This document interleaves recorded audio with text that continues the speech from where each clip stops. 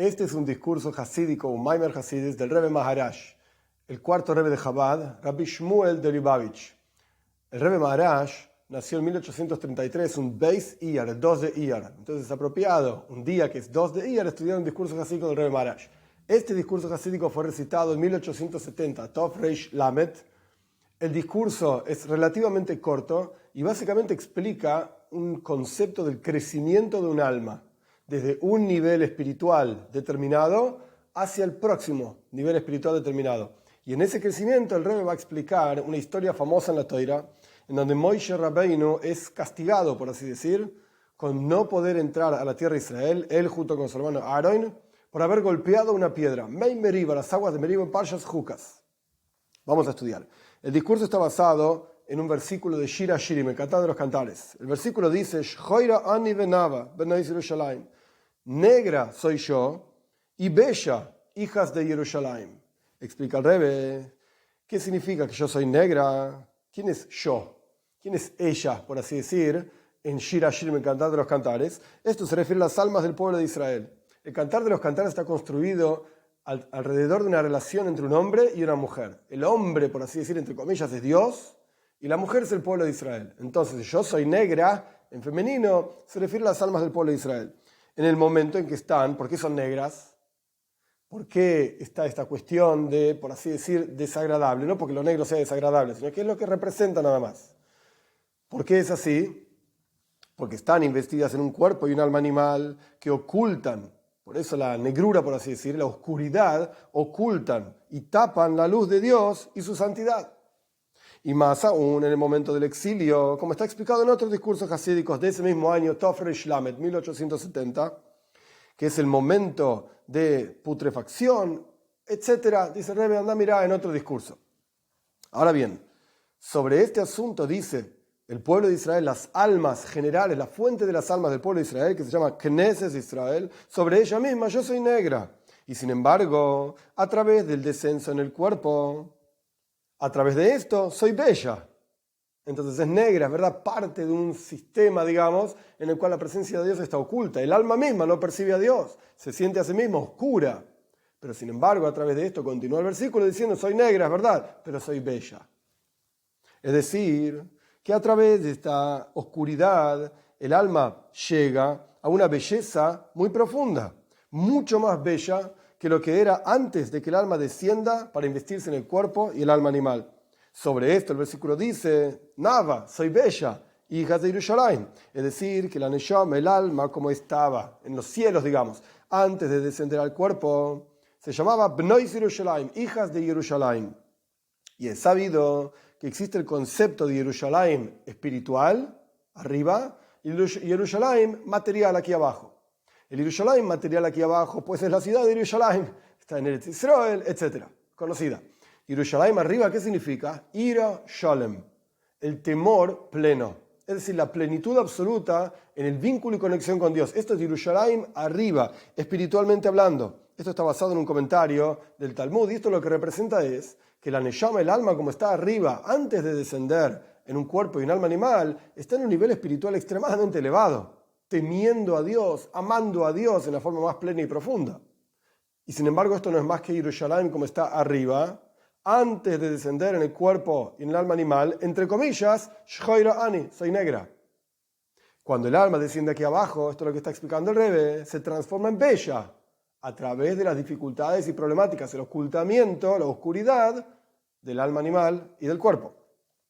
Sobre esto, es decir, como el alma está arriba, antes de descender al cuerpo que se llama Jerusalén, arriba, espiritualmente hablando, el alma se llama hijas de Jerusalén, todas las almas. Y como nosotros decimos en el rezo todos los días, el alma, le decimos a Dios, el alma que diste en mi interior, tehoirai, es pura. ¿Qué significa que es pura?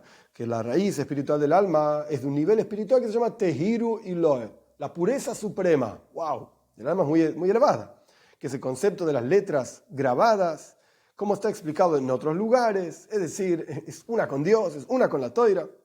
Solo que, continuando con el rezo, tú le decimos a Dios, la creaste, la formaste, la insuflaste en mi interior, es decir, fue descendiendo el alma desde un nivel espiritual muy elevado, tehiru iloe, la pureza suprema, hasta investirse en un cuerpo material, en un alma animal. Es decir, el alma desciende para investirse en el cuerpo del alma animal y por lo tanto el alma tiene que pasar a través de 3 mundos espirituales, Bria, Yetzira y Asía, creación, formación, acción, no importa qué son exactamente, al punto tal que Dios sopla, por así decir, el alma en el interior de la persona, como está escrito al comienzo de la creación, Dios sopló en las narices del primer hombre un alma de vida, lo sopló, por así decir, para darle vida al cuerpo, etc. Y es un descenso muy grande y muy profundo. Y como está escrito sobre este asunto en otros lugares. Sin embargo, es justamente a través de este descenso que el alma estaba en un nivel espiritual que lo llamamos shhoira, oscuridad, negruras, etc. A pesar de que dijimos que viene de Jerusalén de arriba, ira sholem, temor pleno a Dios, ira significa temor, sholem es pleno, Jerusalén es la misma palabra, todo muy bien. Y viene de Tehiru y Loe, la pureza suprema, pero no deja de ser shhoira. No deja de ser oscuridad todo eso. Y justamente a través del descenso del alma en el cuerpo es que se eleva mucho más para ser bella. Punto. Para entender la virtud y la elevación del alma a través de investirse en el cuerpo, lo vamos a entender con otro versículo de Shir HaShirim también, el Cantar de los Cantares. El versículo dice, Mayan Ganim Beir Mainheim, manantial de jardines, un pozo de aguas vivas. Esto es lo que dice el versículo. Es decir, que el alma, como está arriba, estaba en un nivel que se llama Mayan Ganim, manantial de jardines, que son 2 jardines, Ganim está en plural, 2 niveles de Gan Eden, de paraíso. El alma estaba, por así decir, en el paraíso, en niveles espirituales muy elevados que se llaman paraíso. Y el Rebbe explica, Gan Eden atachtoin, es decir, el nivel inferior del paraíso, sea lo que fuere que es, nivel de percepción de la presencia de Dios. ¿Qué hacen las almas en el paraíso? Nuestros sabios dicen, Tzadikim yoishvim enenim midivashchina. En el Talmud en Brajes, los justos están sentados disfrutando de la presencia de Dios. Esto es el Gan Eden, este es el paraíso judío, por así decir, estudiar Torá y ver, percibir a Dios según el nivel de cada uno. Esto es Gan Eden. Entonces, el alma, ¿dónde estaba? Mayan Ganem, en un manantial de jardines. En estos jardines del Eden, los niveles espirituales infinitos del Gan Eden, que en general, del paraíso, que en general se dividen en 2. O, dice el Rebbe, entonces hay un error en la letra. Entonces, las elevaciones del alma, un nivel tras otro nivel, el Gan Eden inferior, el Gan Eden superior, en general, pero son infinitos niveles en particular, el alma se va elevando en el nivel en que se encuentra, de acuerdo al nivel espiritual del alma que tenía antes de investirse en el cuerpo. O sea, ¿a dónde vamos? ¿En qué momento vamos a Gan Eden, al paraíso? Se va al paraíso después de los 70, 80, 120 años la persona vivió aquí abajo. Después de esto pasa por un proceso y entra en el paraíso. ¿Y qué pasa en el paraíso? Percibe a Dios. ¿Y en qué forma? Se va elevando nivel a nivel hasta lo más profundo de la percepción de Dios, pero es como Dios es infinito, esa profundidad es infinita también. Entonces el alma se eleva constantemente y sobre esto está. ¿Y en base a qué se eleva? En base a todo lo que hizo en este mundo. La avoida, el trabajo que hizo aquí abajo, el resultado es la elevación espiritual del alma allí arriba. Sobre esto está escrito un versículo en Shemuel, en Melachim, en Reyes, sobre Eliyahu Novi, el profeta Eliyahu, te juro por Dios, frente a quien yo estuve parado, dice Eliyahu. Es decir, que antes de investirse en el cuerpo, el alma estuvo parada frente a Dios. Es decir, que estaba parada con amor y temor a Dios, similar a la de los ángeles que se llaman oimdim. Se llaman parados. Los ángeles están estáticos, por así decir. Es decir, que están parados, estáticos, con amor a Dios y temor a Dios. Y de la misma manera las almas también estuvieron paradas antes de descender en el cuerpo y el alma animal, con amor y temor a Dios, cada una de acuerdo a su nivel.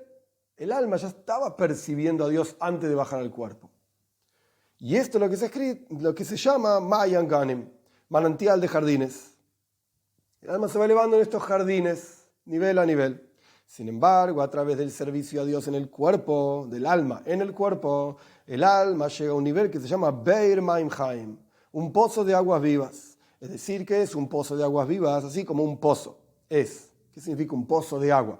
Que las aguas penetran, salen desde lo más profundo de la tierra, penetran y pasan a través de la tierra misma, el polvo de la tierra, por así decir, y van por bajo la tierra esas aguas, o sea, las napas de agua abajo de la tierra, y a través de los diferentes ríos, entre comillas, que hay bajo la tierra, el agua circula por diferentes lugares, etc. Y después, cuando uno cava un pozo y saca ese agua que estaba en la tierra, entonces ese agua fluye de abajo hacia arriba y entonces se llama aguas vivas, porque al pasar a través de la tierra ese agua está pura, está con minerales, es rica, etcétera, etcétera. De la misma manera se va a entender este asunto al respecto de las almas del pueblo de Israel. Cuando penetran el polvo de la tierra, ¿qué es el polvo de la tierra? El cuerpo y el alma animal, que ocultan y tapan la luz de Dios y su santidad, similar a como la tierra oculta y tapa el agua que está en su interior. Entonces el alma llega a un nivel espiritual que se llama Be'er Maim Chaim, un pozo de aguas vivas, y se eleva de abajo hacia arriba, con una elevación tras otra elevación, en los niveles más elevados de la luz infinita de Dios, bendito sea, etcétera, dice el Rebbe, punto. Es decir, el alma estaba muy bien arriba, es verdad, percibía a Dios, temiendo a Dios, amando a Dios, todo muy lindo, pero no es más que Mayan, un manantial. El manantial, por así decir, fluye de a poco por sobre la tierra, lo vemos. No hay que hacer un trabajo para obtener el agua del manantial. Está ahí el manantial, a disposición. Sin embargo, un pozo de aguas vivas, hay un trabajo que hacer, es verdad, hay que cavar en la tierra, y a veces muy profundo, metros y metros y metros para llegar a una napa de agua buena. Pero ese agua es Be'er Maim Chaim, es un agua, es un pozo de aguas vivas, porque ya pasó a través de la tierra, y entonces tiene una pureza y una claridad mucho más profunda que la que tiene un manantial. ¿Cómo llega la neshama, el alma, desde un nivel al otro nivel, del manantial al pozo de aguas vivas? A través de la tierra, a través del trabajo en el cuerpo y el alma animal. Así como la tierra tapa la presencia de Dios, cuerpo y alma animal tapan y ocultan la luz infinita de Dios en este mundo. Punto. Muy bien. Ahora el Rebbe va a dar un ejemplo de esto, como dijimos en la introducción, al respecto de Moshe Rabbeinu y Aaron Acoyen, su hermano. Vamos a entender esto con otro asunto, dice el Rebbe. Tenemos que entender cuál fue el pecado de Moshe y Aaron, que fueron castigados a través de las aguas de Mei Meribah, así se llamaban, las aguas de la pelea. De acuerdo al comentario de Rashi, ¿cuál fue el pecado de Moshe por el cual no pudo entrar en la tierra de Israel? Vamos a ver. El pecado de ellos fue porque Dios dijo que había que hablar con la piedra. Como está escrito, toma el bastón, reúne a la congregación, etc. Dibárteme la cela. Hablen con la piedra para que dé agua. Parshas Jucas. Y Moshe, ¿qué hizo? Golpeó la piedra. Y encima 2 veces. Como está escrito, Vayach Moshe Mateu. Moshe golpeó con su bastón. Aparentemente tenemos que entender, esto es lo que dice Rashi. Ahora, el Rebbe plantea, aparentemente tenemos que entender por qué era tan grande su pecado al punto tal que no pudo ser perdonado. Dios no lo perdonó. E incluso Moshe Rabbeinu rezó 515, Parshas Vaeshanan, las palabras Vaeshanan suman 515, y la Parsha Vaeshanan empieza, Vaeshanan el Hashem, le supliqué a Dios 515 veces, déjame entrar en la tierra de Israel. Y sin embargo, Dios no accedió. ¿Acaso Dios mismo no le dijo, toma el bastón? Dios le dijo, agarra el bastón, lo leímos recién en el versículo. Y a pesar de que de acuerdo a esta explicación de Rashi, tenemos que decir que aquello que Dios le dijo a Moshe, toma el bastón, es para otra idea, para otra cosa. No sé para qué le dijo toma el bastón, para otra cosa, no para la piedra, claramente. Sin embargo, ¿acaso en Parshas Beshalach Dios no le dijo a Moshe Rabbeinu claramente, Vehikiso Batzur, golpea la piedra? Parshas Beshalach, cuando la gente necesitaba agua, Dios le dijo a Moshe, agarrar el bastón, Vehikiso Batzur, golpea la piedra. Tzur significa piedra. Sela también significa piedra. En Parshas Beshalach Dios le dice a Moshe, Vehikiso Batzur, golpea la piedra. Tzur. En Parshas Jucas Dios le dice, Vedibárteme la sela, hablen con la piedra, pero dice sela, es otra palabra. Ambas significan piedra, roca, pero es otra palabra. Parshas Beshalach Tzur, golpear. Parshas Jucas, sela, habla. Rashi dice, de vuelta, que el pecado de Moshe Rabbeinu fue que golpeó a la sela. A quien había que hablarle lo golpeó. En Parshas Beshalach estuvo bien que Moshe golpeó el Tzur. Ningún problema. Salió agua, etc. En Parshas Jucas es un problema, es un pecado. La Torá dice, Vedibárteme la sela. Hablen con la sela, con la piedra. Y Moshe golpeó. Y acá, entonces el Rebbe está planteando, Moshe Rabbeinu, por así decir, ya estaba acostumbrado a esta idea de golpear piedras para que salga agua. En Parashat Beshalach Dios le dijo 40 años atrás, porque Parashat Beshalach pasa tras la salida, inmediatamente tras la salida de Egipto, y Parashat Jukas es 40 años, ya al final del viaje del pueblo de Israel por el Egipto, acercándose a la tierra de Israel. Entonces, Moshe escuchó en Parashat Jukas, toma el bastón y hablen con la piedra. ¿Y para qué voy a agarrar el bastón? Para golpear la piedra. Antes de golpear la piedra salía agua. Ahora voy a golpear la piedra y va a salir agua. Y acá, a pesar de que Dios le dijo hablen con la piedra, sin embargo, por cuanto Dios mismo le dijo que tome el bastón, es verdad, en la mente de Dios, por así decir, era para otra razón, no sé para qué. Sin embargo, en Parashat Beshalach de vuelta, Dios le dijo claramente a Moshe golpea la piedra, tzur. Ahora bien, cuando Moshe peca con esto de golpear la piedra, Sela, en Parshas Jukas, aparentemente no se entiende cuál es tan terrible el pecado. ¿Por qué es tan grave?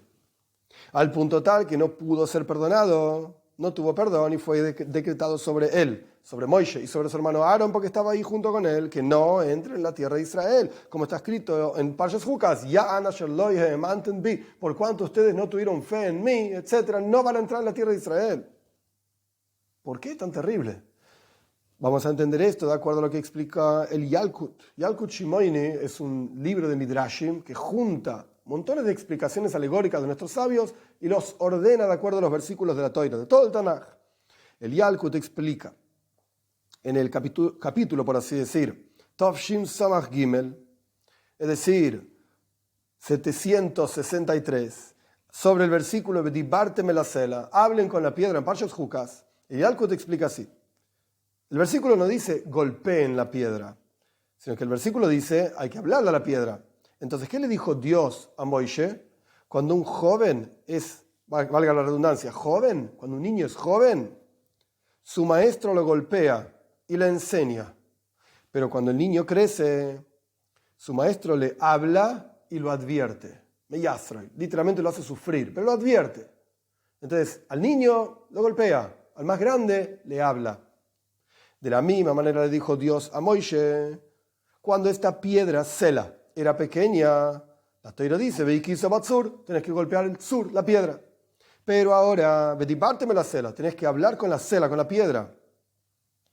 Es decir, Dios le dijo a Moshe, enseñale un perek, enseñale un capítulo de Torá, de algo, enseñale, hablale. Y ahí va a dar su agua y va a salir, va a salir agua de la piedra, Sela. Y la explicación de esto es la diferencia, dice el Rebbe, entre tzur y sela. Ambas significan piedra, pero tzur y sela son dos palabras diferentes.